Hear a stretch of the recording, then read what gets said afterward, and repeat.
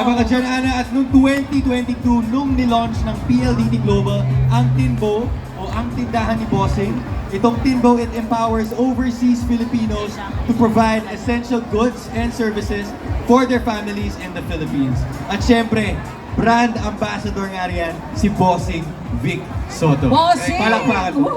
Ito nga, para mas maintindihan nila at mas maibida natin at sa aming hinandang saludo concert.